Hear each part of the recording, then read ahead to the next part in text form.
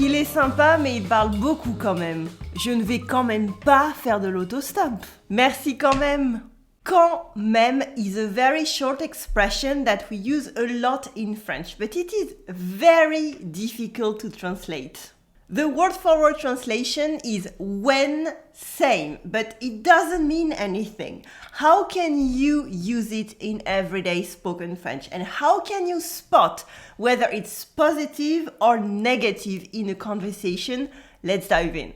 Bonjour, I'm Géraldine, your French teacher. Welcome to Comme une Française. Today, like every Tuesday, I'm here to help you get better at speaking and understanding everyday spoken French. C'est parti. Quand même is mostly used in spoken French. It is invariable, as we say. It doesn't change with the subject or anything. By the way, I want to say that up front, it is so used in spoken French that some people don't even know how to spell it anymore. They write quand même, but never ever write this, please.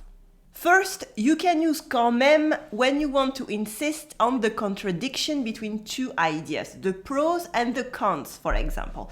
But there is no perfect way to translate it, as you will see. For example, il est sympa, mais quand même, il parle beaucoup. He is nice, but still he talks a lot. Il est sympa, mais quand même, il parle beaucoup. Another example. Je suis française et je fais quand même parfois des erreurs de français. I am French and yet I sometimes make mistakes in French. Je suis française et je fais quand même parfois des erreurs de français. A third example. Tu ne veux pas manger tes légumes? Eh ben, tu les manges quand même. You don't want to eat your vegetables? Well, you will eat them anyway. Tu veux pas manger tes légumes? Eh ben, tu les manges quand même. The meaning of quand même even leaked into everyday politeness. For example, when you're asking someone for help, but they can't help you for any reason, but they still seem quite friendly, you can answer merci quand même. Thanks anyway. Merci quand même. We just saw that quand même is used to stress a contradiction, an opposition between two ideas. But you can also use quand même to express a second meaning that is way more subtle. It is in those examples. Tu ne vas pas traverser l'Atlantique à la nage quand même. You're not going to swim across the Atlantic, aren't you?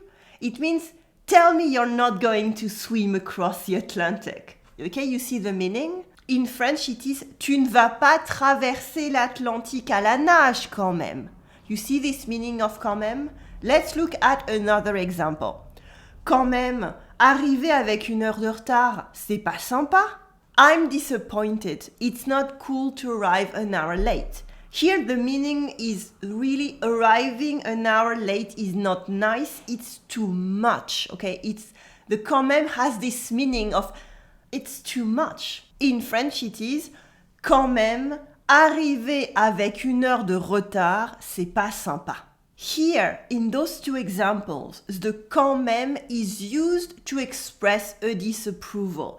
It is for something that goes beyond the limits of what is reasonable in social life. It is really stressing the difference between what you just heard, the person told you, and the usual boundaries of social life. As you can see, quand même is a way to express a slightly negative judgment without being too personal. You're not only implying that they're acting outside of the common boundaries, but you're not really disapproving by yourself, but you still think that it is socially improper. And of course, you can even use this with verbs in a negative sentence with the structure ne plus a verb plus quand même and de pas. And this makes a negative sentence. For example, le train s'est arrêté. Qu'est-ce que je peux faire? Je ne vais quand même pas faire de l'autostop. That means the train stopped, what can I do? I'm not going to start hitchhiking. And what is implied here, it is that it is beyond the limits of what I would accept to do. So let's go back to the example in French. Le train s'est arrêté, qu'est-ce que je peux faire?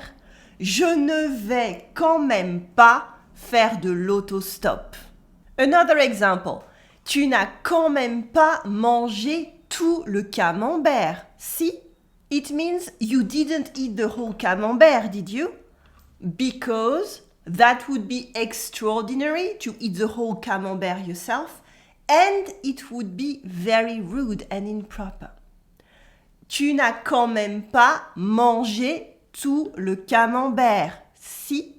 Finally, though, quand même can be used to insist on different emotions, to emphasize them, such as la surprise, ou l'admiration.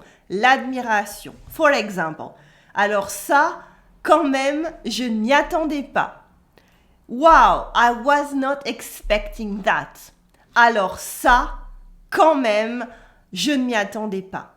Another example. Ah ouais, quand même, c'est impressionnant. Wow, that is surprisingly impressive. Ah ouais, quand même, c'est impressionnant. Another emotion is l'incompréhension. When you don't understand something, you're suspicious. For example, j'ai encore une pub Facebook pour un truc dont on a parlé hier au téléphone. Quand même, c'est bizarre. Once again, I have a Facebook ad for something we talked about on the phone. Well, isn't that strange? Or we can say more, I am telling you, this is weird. You can also express la colère, rage, or anger, and l'indignation, outrage. For example, quand même, il peut pas t'envoyer un message, ça prendrait 2 minutes. Come on, he can't send you a text message, that would only take him 2 minutes. And the implicit idea here is that that's outrageous.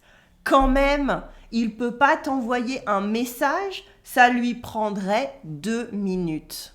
And finally, quand même can be used in a positive way. For example, pour rassurer quelqu'un,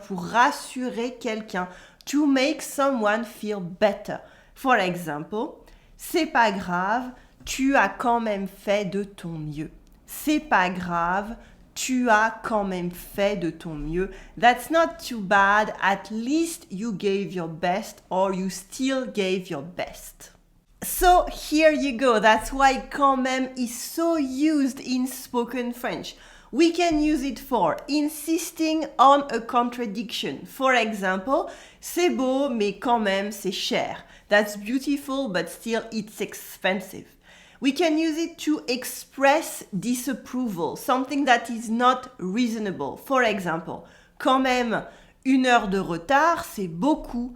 That's too much. Being 1 hour late is way too much. It's a lot.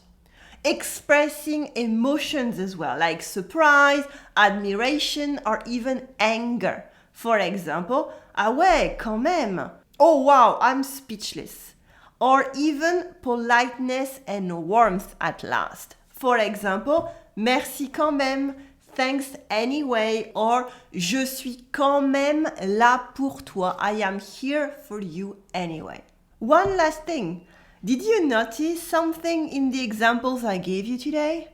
In lots of the negative sentences, I removed the ne. Because yes, in everyday spoken French, we drop the ne in ne pas. This is very common in real modern French. It's like aller, for example, that we use a lot.